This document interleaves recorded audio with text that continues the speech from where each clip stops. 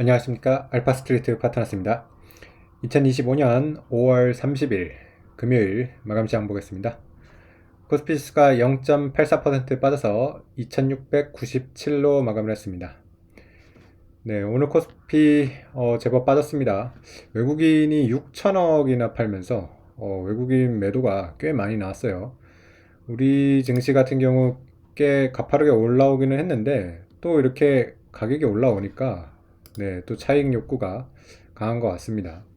그래도 뭐 추세상으로는 뭐 여전히 이렇게 계속 잘 올라가고 있는 중이고요. 뭐 조정이 이렇게 안 나올 수는 없는 것 같아요. 그래서 일단 오늘 하루 조정이 나왔지만은 뭐 충분히 나올 수 있는 그런 조정이었다고 이렇게 생각이 됩니다. 네, 이렇게 좀 조정이 나오는 게 제 미국 사실 선물이 좀 많이 올랐었는데 상승폭을 상당히 돌렸습니다. 결국에 미국 어제 장 마감은 한 0.4% 정도 오르는데 이제 그쳤거든요. 네, 그러다 보니까 우리 시장 같은 경우는 좀 하락을 할 수밖에 없었던 것 같고요. 니케이 같은 경우도 오늘 1.2% 이렇게 빠지면서 오늘은 조금 주식이 전체적으로 약했습니다. 미국 시장이 계속해서 조금 혼란스럽습니다. 네, 그 1심 법원에서 사실 이제 관세 무효 이런 판결이 나왔는데 또 그 이제 바로 항소를 해가지고 항소심 판결 나올 때까지는 다시 또 관세가 부과되는 뭐 이렇게 일시 복원되는 이런 일이 있었다고 합니다. 그래서 미국 내에서도 지금 이 관세 때문에 참 말이 많죠. 트럼프는 이 관세를 계속 해야 된다고 그러는 거고, 지금 반대편 쪽에서는 이거는 지금 좀 문제가 있다. 오히려 미국 국민들이 가장 큰 피해를 입는다. 이렇게 해가지고, 이건 뭐 대통령 권한 남용 아니냐, 뭐 이런 지금 그런 거 가지고서 또 충돌이 있는 그런 모습입니다. 네, 어쨌든 뭐 계속해서 미국이 좀 흔들리고 있는 그런 모습은 이어지고 있는 것 같고요. 상대적으로 좀 유럽이라던가 뭐 다른 나라들이 좀 더 강한 그런 흐름은 계속되고 있는 것 같습니다. 네, 어제 이제 미국 주요 종목들 보시면 일단 엔비디아는 그래도 꽤 강했습니다. 뭐 상승폭을 좀 줄이긴 했지만은 그래도 3% 오르면서 거의 140불 가까이에서 마감을 하는 그런 모습이었습니다. 뭐 실적이 잘 나오면 뭐 이런 여러 가지 외부 상황이 좀 안 좋아도 그래도 잘 이렇게 버티는 것 같고요. 전체적으로 그래도 좀 오르기는 올랐습니다. 네, 그리고 보잉이 3% 오른 게 좀 눈에 띄었네요. 보잉 같은 경우도 계속해서 최근 한 몇 년은 안 좋았는데 요즘은 그래도 좀 회복하는 그런 모습인 것 같아요. 그래서 200달러대 위로 이렇게 올라오는 그런 모습이고 보잉 같은 경우도 사실 뭐 독점 기업이고 충분히 좋은 회사거든요. 근데 워낙 지난 몇 년 동안 좀 많이 스캔들이 많았죠. 막 사고도 좀 있었고 그러다 보니까 회사가 다시 정상화되는 그런 과정이라고 하면 뭐 좀 그래도 좋은 흐름 보이지 않을까 이렇게 생각을 하고 있습니다. 네. 그 외에 뭐 다른 기업들 보면 확실히 뭐 애플 같은 경우가 좀 약하고요. 애플이 200불 밑으로 이렇게 마감을 했습니다. 그리고 상당히 최근에 좋았던 넷플릭스 같은 경우가 2% 정도 빠지면서 조정을 받았습니다.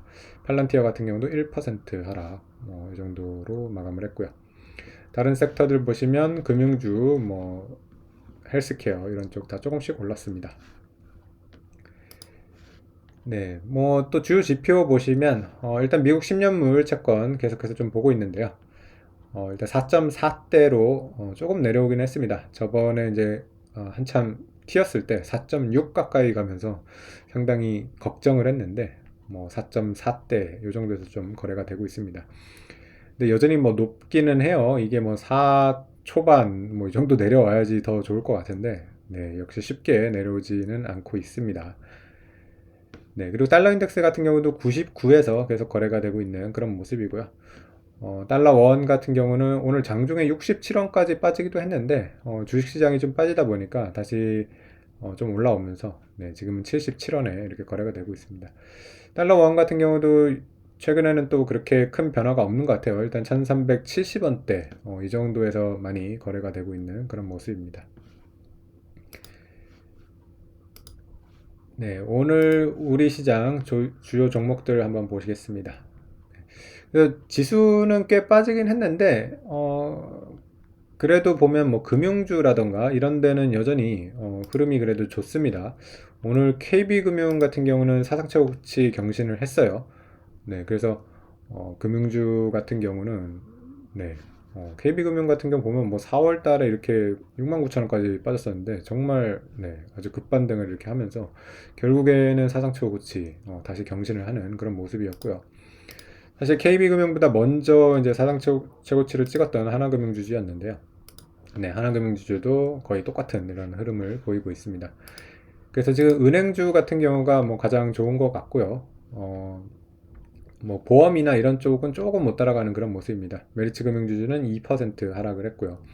삼성화재 같은 경우는 40만 원대 그래도 좀 괜찮긴 한데 얘도 사상 최고치는 43만 원대를 한번 찍은 적이 있어가지고 거기에는 조금 미치지 못 네, 미치지 못하고 있습니다. 네. 오늘 좀 하락이 컸던 게, 주요 좀 섹터들이 많이 빠진 데가 보였습니다. 일단 하이닉스가 3.5%가 빠졌습니다. 그래서 뭐, 엔비디아는 좋았는데, 확실히 하이닉스가, 엔비디아를 좀 못 따라가는 그런 모습이 보이네요. 네. 그래서 좀 따라가 주기를 바라는데, 하이닉스 같은 경우는 뭐, 주주 환원이나 이런 것들이 좀 부족해가지고, 자사주 소각이 나오면 상당히 좀 좋을 것 같은데, 그런 것들이 안 나오다 보니까, 계속해서 좀 저평가를 받을 수밖에 없는 그런 상황인 것 같고요. PER이 5.7이니까 정말 뭐 아무리 사이클 기업이라고 하지만은 굉장히 이렇게 저평가가 오래 지속되고 있습니다. 네, 그리고 삼성전자 같은 경우는 뭐 거의 변화가 없는 그런 수준이었고요. 오늘도 뭐 거의 보합 수준이라서 네, 5만 5천 원대 뭐를 전후로 해가지고 정말 뭐 횡보를 계속하고 있는 삼성전자였고요. 네, 그리고 최근에 좋았던 이런 방산 이런 쪽이 좀 특히 이제 하나 에어로스페이스가 오늘 좀 조정이 컸습니다. 5% 이렇게 빠지면서 하나 에어로스페이스 같은 경우도 가격이 붙이는 모습입니다. 확실히 80만 원대 오고 나서는 뭐 그렇게 빠지지는 않고 있는데 여기서 이제 더 치고 올라가기에는 네, 부담스러운 그런 모습이라서 계속해서 80만 원 한 중후반만 오면 이렇게 다시 빠지고 이런 모습이 계속되고 있습니다. 그래서 방산 같은 경우도 많이 오르기는 올라가지고 여기서 또 시세를 한 번 더 만들어 갈지는 좀 네, 잘 모르겠습니다. 뭐 계속해서 실적이 좋아지고는 있어가지고 뭐 아주 지금 끝났다고 이렇게 볼 수는 없을 것 같은데 그만큼 지금 가격 부담도 있기 때문에 뭐 좀 더 확신을 할 수 있어야지 아마 시세를 한 번 더 만들 수 있지 않을까 이렇게 봅니다. 네, 그리고 두산 에너빌리티 같은 경우도 오늘 4% 빠지면서 네, 최근에 이렇게 좋았던 종목들이 좀 빠지는 그런 모습이 보였습니다. 네, 그리고 지주사 같은 경우도 오늘 좀 빠졌어요. 보면 삼성물산이 3% 이렇게 하락을 했고요. SK 같은 경우도 3% 이렇게 하락을 했는데, 지주사 같은 경우도 최근에 워낙 많이 올라왔던 것도 있고요. 그러면서 좀 이렇게 조정을 받은 것 같습니다. 그리고 지주사 같은 경우는 사실 그 상승 이렇게 랠리를 해도 좀 불안하기는 해요. 왜냐하면 뭔가 확신을 갖고서 이렇게 올라간다기보다 좀 기대가 크거든요. 네, 뭐 차기 정권 이런 데서 좀 주주 환원이나 이런 주주 가치가 정상화되지 않을까라는 기대가 있어가지고 이렇게 올라오는데, 근데 이런 적이 꽤 많거든요. 지주사 같은 경우는 이런 기대로 올라왔다가 결국에는 뭐 투자자들이 원하는 만큼의 수준의 그런 주주 환원이나 이런 것이 되지 않으면서 다시 주가가 빠지는 그런 경우도 많이 있어가지고 오히려 이렇게 올라가는 거를 좀 따라가기도 쉽지는 않은 것 같습니다.